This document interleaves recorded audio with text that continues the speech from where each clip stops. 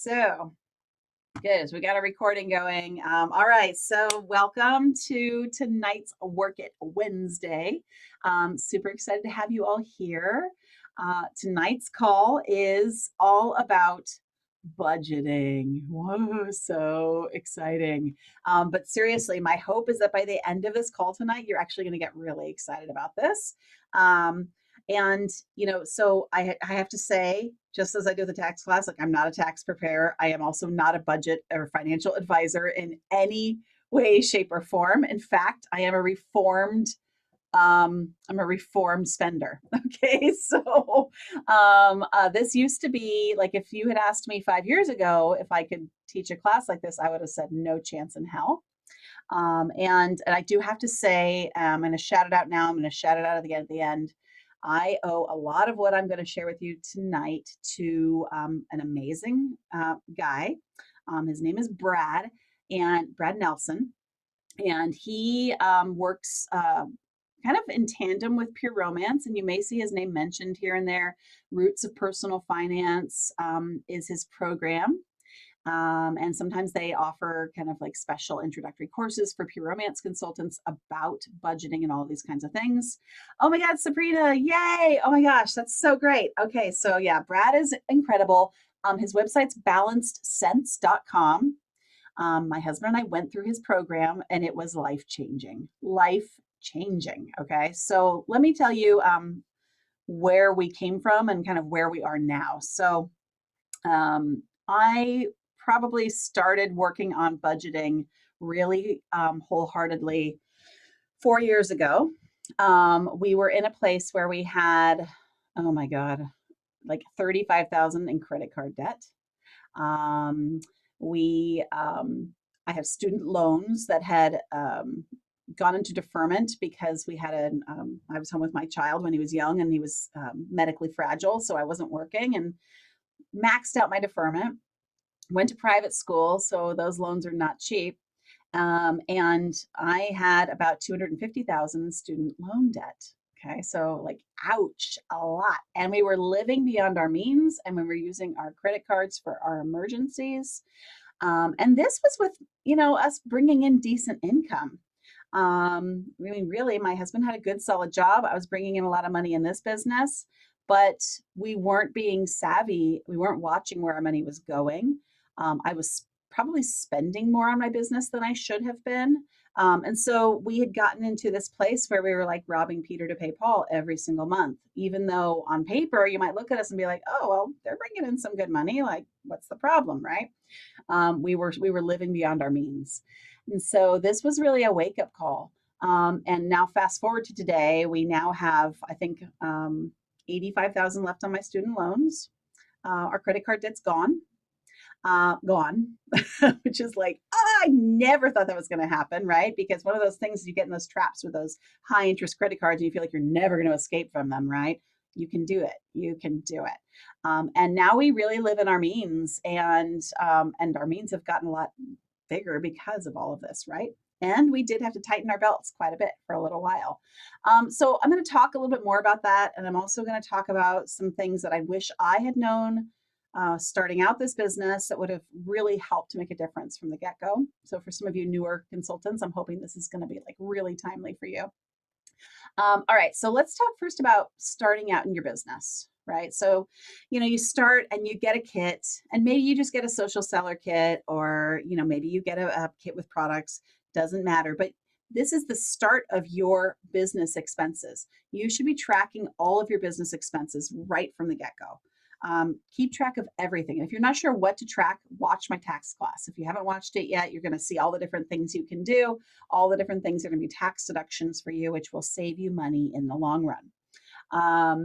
And I recommend to everybody, if you haven't done it, do your IAP, especially if you have a non-product based kit. But really, even if you do, my goal for the IAP is that you're building inventory, right? So why have inventory? Well, obviously, in my mind, people are going to spend more with you if you have inventory. It's also just, feels nice to be able to be like, yep, got it in stock, get it out to you. Like, that's kind of a great thing.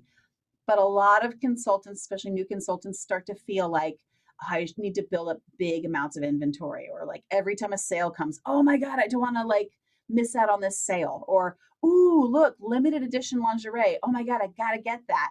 And we get in the habit of overspending on our business where we're trying to make money. We end up actually, it becomes an expense, like a spendy thing. We don't want that. Okay. And I think all the trainers would agree with me that we do not want you to be spending more money than you're making. You're here to bring in some extra income. If that's your jam. If you're here to spend money and you're a personal shopper, then go for it. But if you're here to make money, you really want to be careful not to get caught up in the whirlwind of like more, right? And obviously there's lots of great things, but your business is not going to succeed or fail if you don't have the latest piece of lingerie. Your customers aren't even going to know. Like, you do not have to have every single thing under the sun to be successful in this business. Okay. So that's my number one tip, is do not overspend. Please, please don't overspend. And if you need a kind of an estimation of what would be good for you to kind of have on hand, to work with your trainer, work with your sponsor on that. Like, how many parties are you actually going to be doing? Like, you do not need $3,000 of inventory if you're going to be doing 2 parties a month. It just doesn't make sense. Okay. So you build the business based on how much you're going to be working. All right. Now, when I got started, what I did that was really useful was that I would put about 20% of my profit back into my business. So I would do a party and say it's $1,000 party. Back then I was making probably 400 profit. I would take 20% of that, which is $80, and I would buy some products with my order. And those would then go into my inventory, right? And I gradually built it up that way. And I feel like that's such a great way to do it, because as you go along, you're going to get a feel for what your customers like. You're going to get a feel for what your top sellers are. And those are the things you really want to have in stock, right? You don't need to have everything. The top sellers that your people that you sell well, that they always seem to buy. High-end toys, if you're showing high-end toys, those also are kind of be like the thing that'll like tip somebody over, like, okay, you have it in stock, all right, I'll buy it, right? Like, but they're not going to care about getting their aftershave mist later. Like, they don't give a shit, okay? Like, they've already waited this long to start using aftershave. They will deal with another 2 weeks, right? Not a deal breaker. So building it up over time in little bits really, really helps. And then if you do get the IAP or you build your inventory, once you feel like you have a sense of how much you want to have on hand, stick with that. If it's working for you and it feels manageable, you don't need to keep spending, okay? Unless you decide you're going to start doing more business. And at the very least, always replace your IAP or your initial investment. Like, don't just sell that stuff and not buy it back again, okay? The IAP is designed to be your inventory builder. It's your business builder. So once you have it, you're always going to want to replace those products. Okay. All right. So that's first of all. Now, in terms of like the actual financial piece of this, I really, really believe that everybody should have a separate business account. Okay. It does not have to be a business account. It can be just a personal checking account. Whatever you can do that's free, cheap, whatever, right? It does not have to be anything fancy, but it's really helpful to have a separate place for your finances. If you can't swing a separate account right now, maybe you don't have money to open that up. Okay, that's all right. Put your profit aside in cash. Keep it in a little box, a lockbox, whatever you need, a shoebox, doesn't matter, as long as you know you're going to be good and keep good with it, right? Keep that aside. Once you have enough in there to open up your checking account, go open up that checking account, right? And this is why I did not have a separate account for at least 12 years of my business. I've been in business for 19 years. So all that time, I did not have a separate account. Even though people said have a separate account, I never really got why, other than like, oh, okay, well, it'll make it easier to see what's going on. Once I learned the power of this, it totally changed our ability to save, to budget, to be prepared for life, okay? Because this is a variable business. Your income is going to go up and down every single month, right?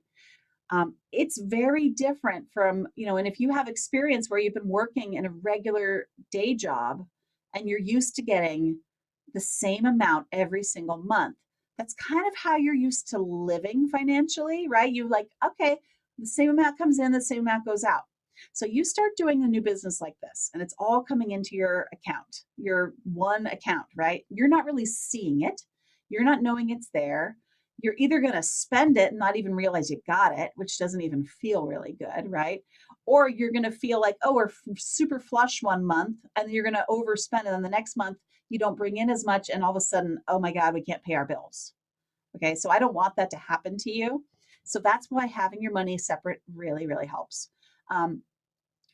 It's going to be helpful because you're going to be motivated by it. When you see that money coming in and that money building, stacking up in that account, not only is it going to motivate you, it's going to motivate your partner if you have a partner that is kind of watching you do this business, because sometimes our partners are kind of watching to see how it goes, and they're like a little bit like on the fence still, like, I don't know if this is really legit or not, right?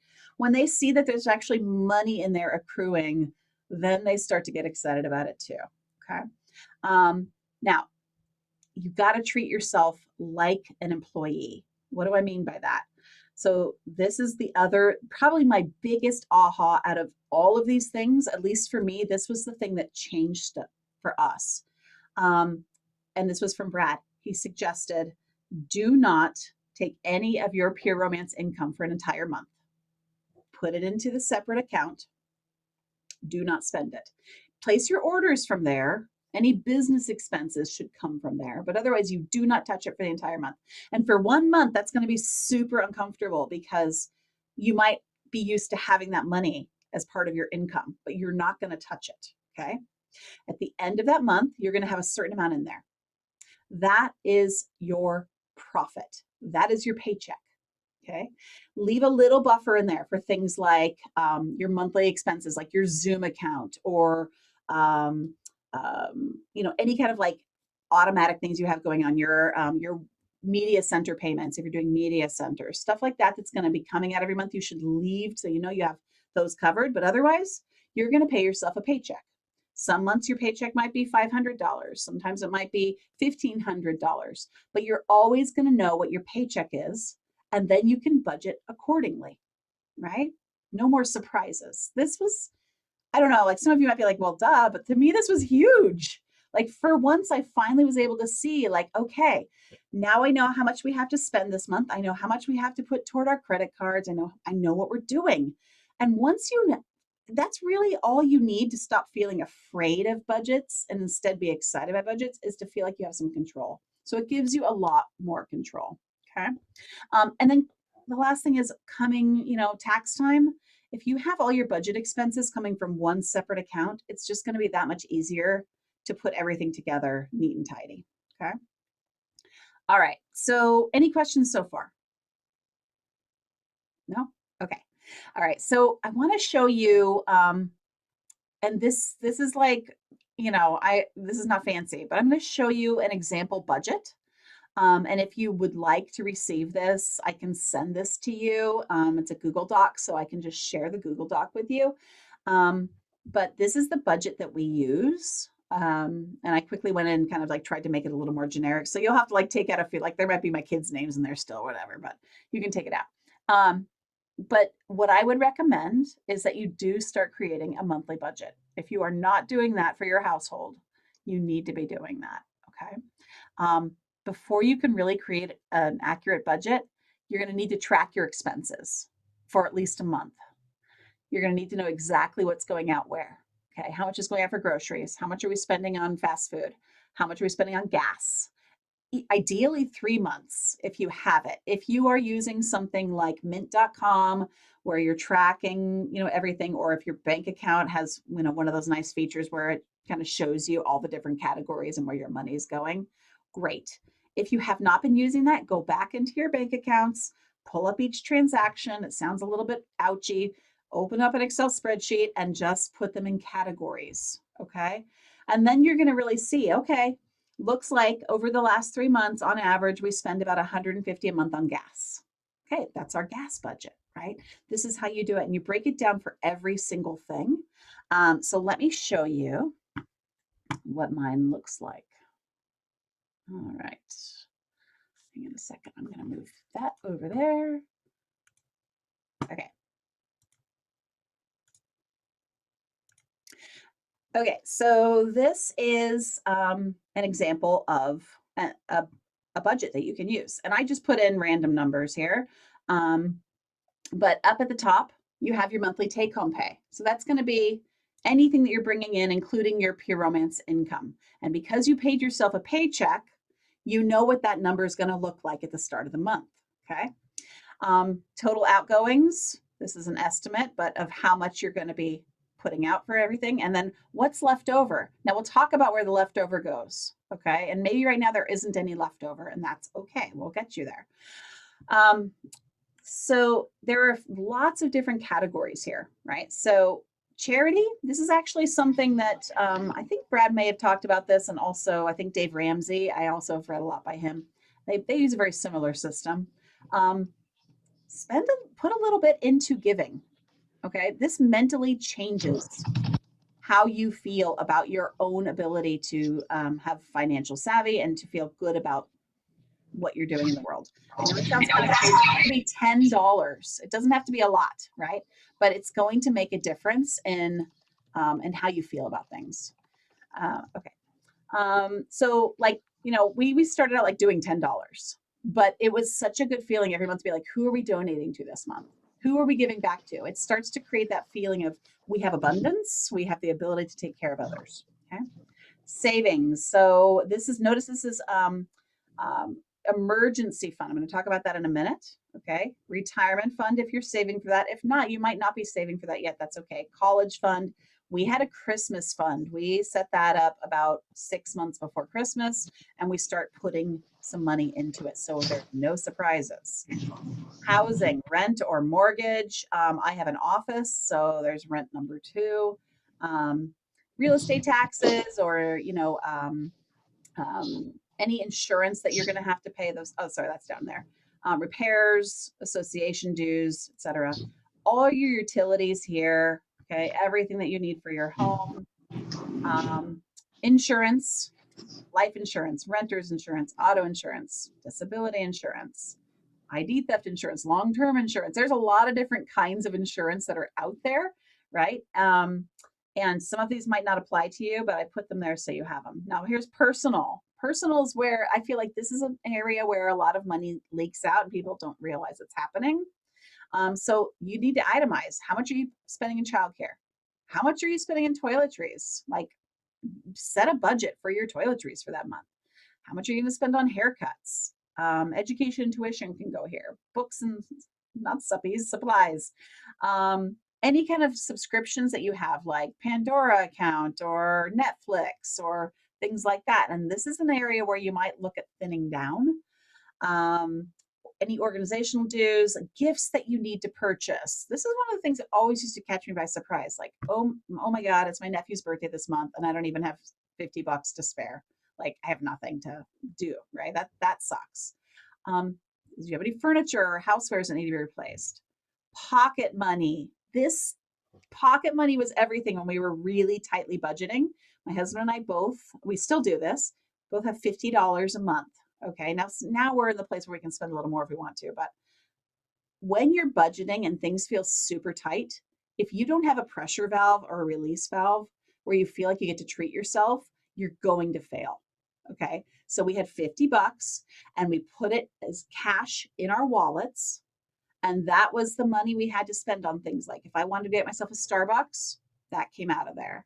If I wanted to buy myself, I don't know, like some nail polish, that came out of there, right? Because those were things that were not necessary, but they made me feel good. Okay. Home needs, pet supplies, music, tech, those kinds of things all go in personal. Okay. Now back up here, food. Okay, this for us was the most expensive. I don't know if it was for you guys too, probably especially now that a lot of us are home all the time. Like, food is really expensive. We spent a lot at the grocery store. We weren't too terrible with eating out, but it wasn't great, right? And this too, like takeout, wow, does it add up? I think that a lot of people, when they look at this in their budget, they get kind of sticker shock with how much they're putting out on food. Um, and we decided to set, you know, we didn't go crazy. We looked at what we were spending and we reduced it by $100 or so a week. That's what we started with. Like, okay, we're going to make a commitment to spend $100 less a week on groceries. This is one area that I recommend using a cash envelope system. Okay, what that means is instead of using your debit card at the grocery store, you have an envelope in your wallet that has your cash for your groceries for the week, right? Because every time you look at that, you're like, oh, okay, I just spent 75 bucks. I've got 225 left, or whatever your budget is, right? You're definitely going to be more constrained in your spending when you do this way. And you're going to feel a lot less stressed about it. Okay. All right, clothing. If you need any clothing for the month, that goes in there. If you need dry cleaning or anything special, that goes in there. Transportation, this is a big one, right? Especially if you're driving a lot for work. All those different categories, things that you might need. DMV licenses, like registration comes up, that's expensive. Like you want to be prepared for stuff like that, right? Medical, okay, so monthly medication fees, doctor bills, anything that's coming up like that, even if you're on a payment plan, that should go in there. Let's see, recreation. This is a good one to have, even if things feel tight, right? Like we had, I think when things were super tight, we had like 50 bucks in here that we could spend on going to the movies, or going to the toy store with the kids or something like that. So it was kind of like the fun for the kids, the fun for the family, same kind of idea. And then you have your debts. Okay, debts are kind of last down here. We're going to talk a lot about debts in a second and how you manage those. But before we do, does anybody have any questions about this budget? No? Pretty self-explanatory, right? But it really, I think what's good about it is it really covers a lot of the areas that often we don't think about. All those little things that kind of catch us, and those little things are the things that really add up. Okay, so you've kind of gone through, yeah, I can totally get you, anybody that wants a copy, I'm happy to give it to you. Just comment and I'll make sure to get it to you. Oh, I love that, Sabrina. I'm just seeing your comment on donating to PBF. That is an excellent way to donate. And it is, like every time I do an order now, I go in there and I just, sometimes I'm just rounding up, to the nearest dollar on my order, but it always is a feel good for sure. So that's great. All right. So go through your bank account, go through your tracking, see where your expenses are, see if there's anything you can cut out right away. Anything that's like, this is not serving us. Like, when was the last time we even looked at this? And it's like $8 every month. Cut it, get it gone. Okay. If you have debt, generally what we think is that the next thing you need to be doing is paying off that debt as fast as you can.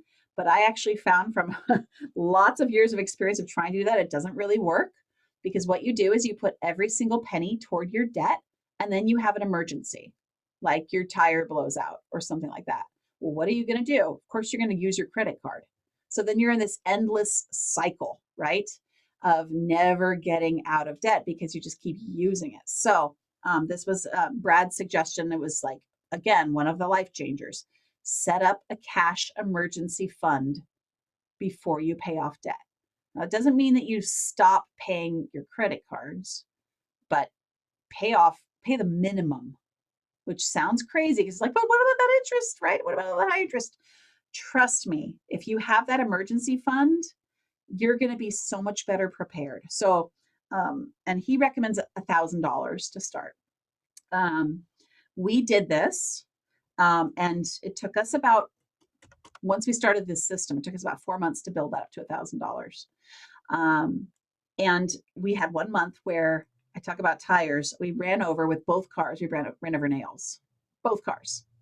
And they were not repairable. And one of the cars was a 4-wheel drive. And so we had to replace all 4 tires. And so if we hadn't had that $1,000, which it took almost all of it, um, that would have gone smack back on the credit cards and we would have been back to square one and feeling really defeated. Instead, we were like, got some cash, here we go. They're paid in full. It felt amazing. And then we had to go back and replenish that cash fund. But now it's always there, right? So no matter what surprises, nasty things spring up, we're prepared and ready for it. Okay. Then once you've set up this emergency fund, then you can start thinking about your debt. Okay.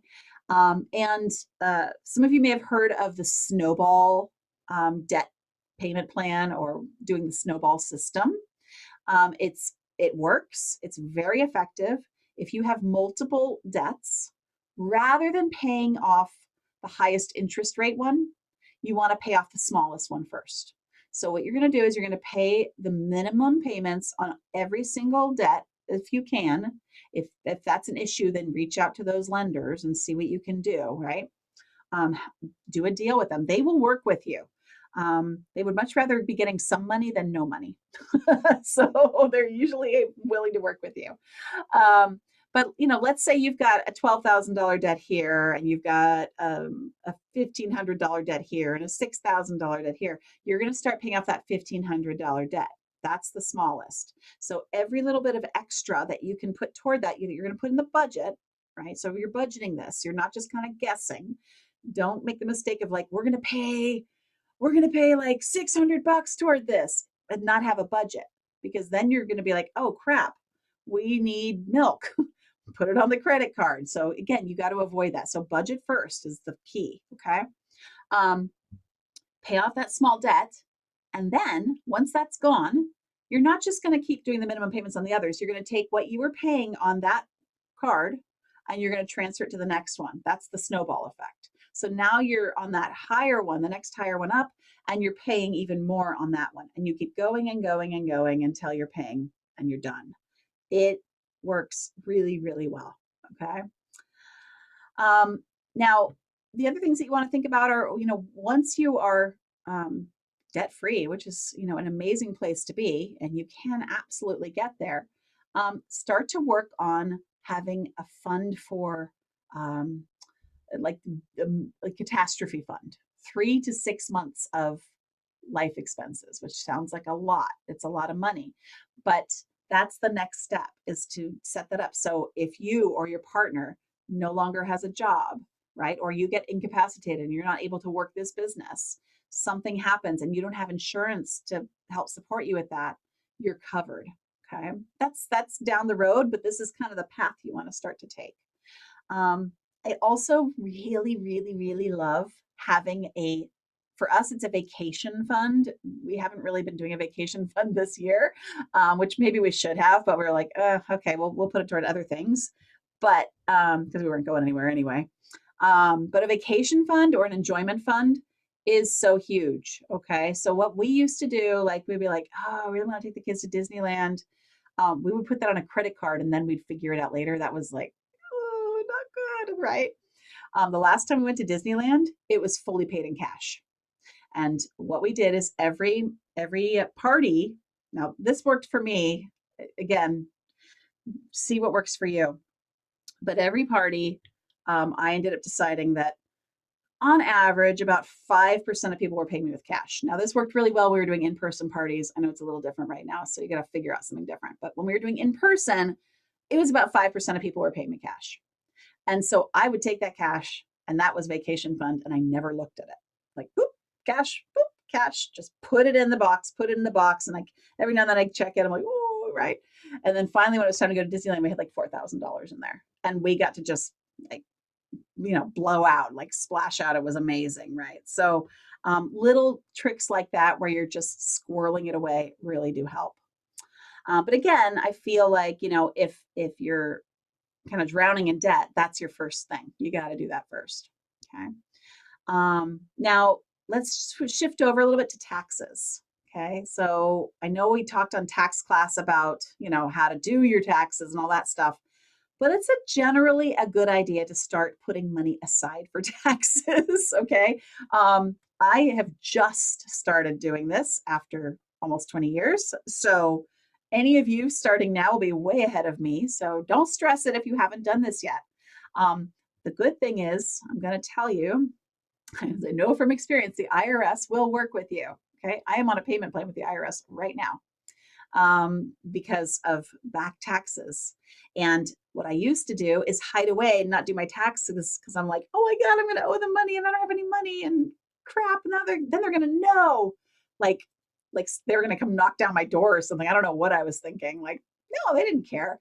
They said, what can you do? And I was like, 150 a month. They're like, great, let's do that. There is a little bit of interest on it. It's like 3%. I would much rather be having that and paying off credit card debt than like putting all my money toward the IRS. So that's just a little like if you have to choose, do your credit cards. IRS, they'll wait for your money. Okay. But ideally, putting money aside from every party or every month is a good idea. And a good rule of thumb, this is going to sound like, okay. For federal and state taxes, experts recommend 30 to 40% of your profit be put aside for taxes. Isn't that painful? Like, to me, that's just like, ouch, right? Now, the good news is I think that's going to be, you're going to end up not having to pay all of that, okay? Because we are in a business, this is for sole proprietors. They're talking about sole proprietors, but we are in a business that is very heavily expense based. Like, we have a lot of expenses we get to deduct. Okay. So you're probably not going to be sending that much to the IRS, but if you're saving up that, you're going to be in really good shape. Alexis, I envy you very much. No state taxes. That's awesome.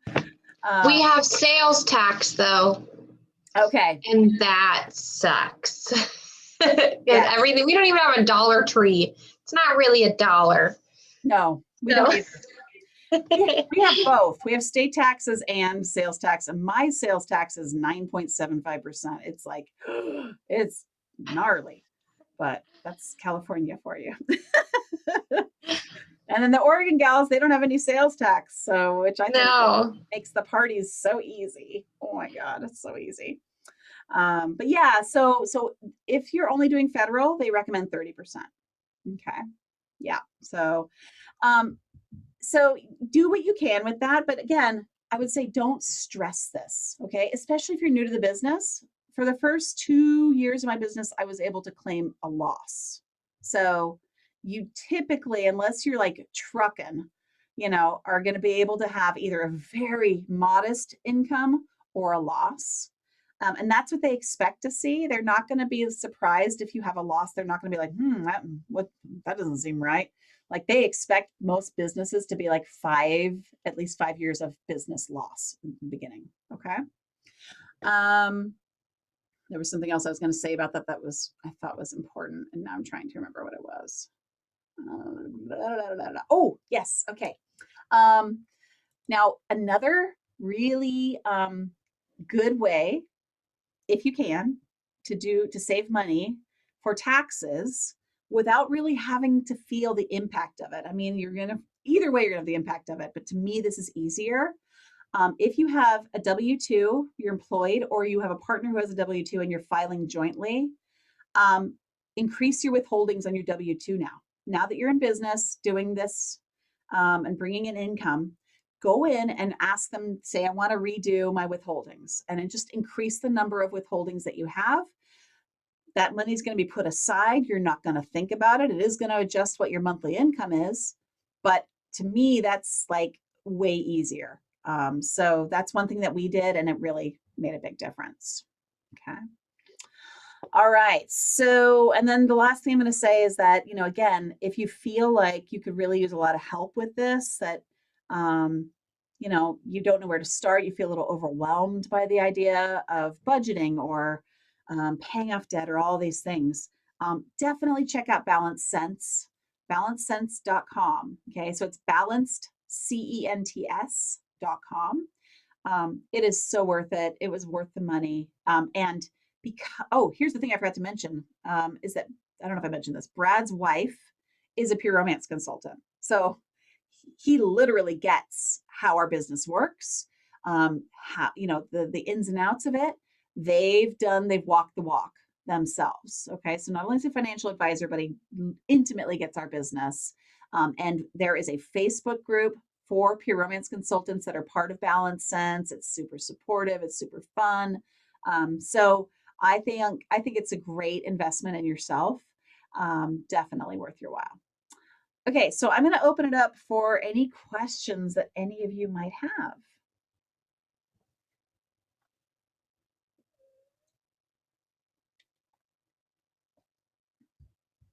No questions? No? I don't think so. Okay. Do you feel like you've got some useful tools? Yes, and I actually think I'm in that group too with, you said his name, Brad, right? Yeah. Brad. I think I'm actually in that group, and I looked at that before and I was like, I really need to do that because that's my issue. I'm a spender. And it's awesome because I have so much, especially like, and being so new into this, like I have tons of product to show.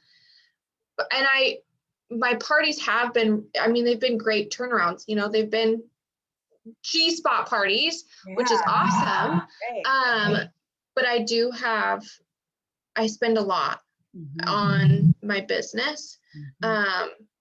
And so there has definitely been times where I was like, I didn't need to buy that.